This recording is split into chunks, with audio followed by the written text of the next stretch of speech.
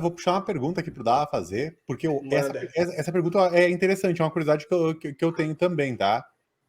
Bora. E vai falar assim. Olha só, linguagens de programação exóticas podem ser utilizadas para burlar análises de antivírus, tendo em vista a falta de onisciência de uma assinatura para esses? Opa! Total, perfeito. Inclusive, eu escrevi sobre isso, eu fiz um post sobre isso lá no meu Instagram. Saiu um report, um relatório. Cara, aí eu não vou lembrar de quem é, mas eu acho que é da Kaspersky, se eu não me engano, da Kaspersky, enfim, sei lá como se fala. Mas, se eu não me engano, era deles, mas eu posso estar errado.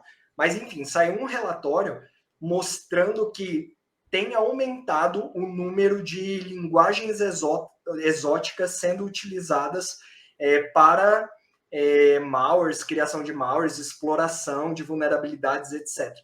Por quê? Exatamente isso que o Leonardo falou. Quando você tem linguagens que já são muito batidas, muito usadas, por exemplo, C, VB, né, que é as macros do Office, no fundo, o que rola ali é um VB ali, né, um VB modificado.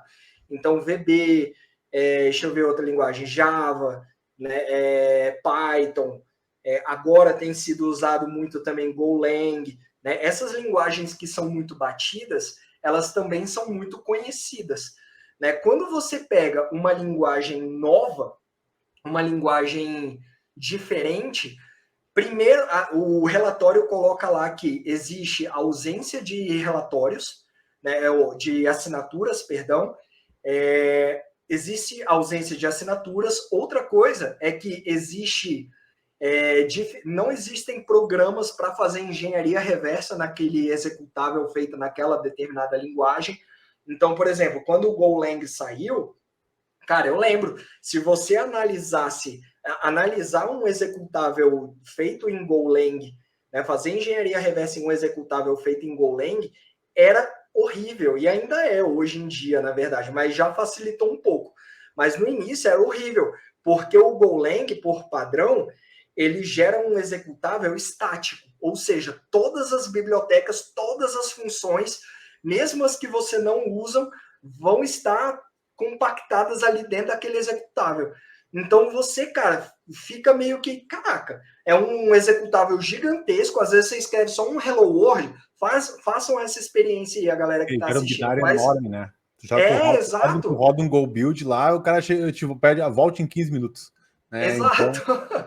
É isso. Cria lá um print Hello World lá em Golang. Cria o executável disso, você vai ver que o executável é gigantesco. Por quê? Porque ele mete tudo dentro de um executável. Para você fazer engenharia reversa de um negócio desse, cara, no início era um porre. Hoje em dia, a gente já sabe mais ou menos, né? A função principal é a main, underline main, e aí você vai seguindo por ali. Mas, cara, no início era muito difícil. Hoje em dia, a gente... um outro exemplo de linguagem esotérica sendo usada na exploração, todo mundo sabe o que é XSS, né? Para quem não sabe, é você conseguir rodar um código JavaScript, mas se a gente pegasse a definição antiga, dizia que XSS era você conseguir inserir qualquer código client-side. Então, VBScript, enfim, e outras linguagens também entravam. Mas hoje em dia, pelo menos a OASP e a galera tem falado que XSS é especificamente inserir código JavaScript. Então, existem determinados filtros para você bloquear, né, esse ataque.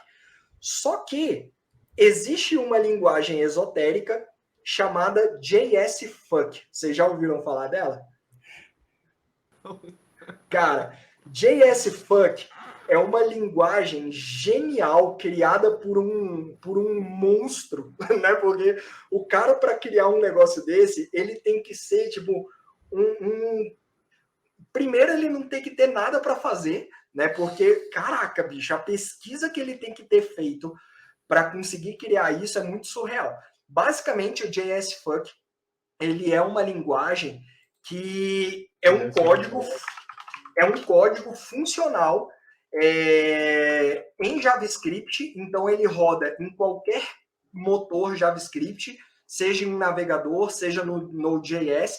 Então, ele cria um código funcional JavaScript com apenas 6 caracteres. Só com isso.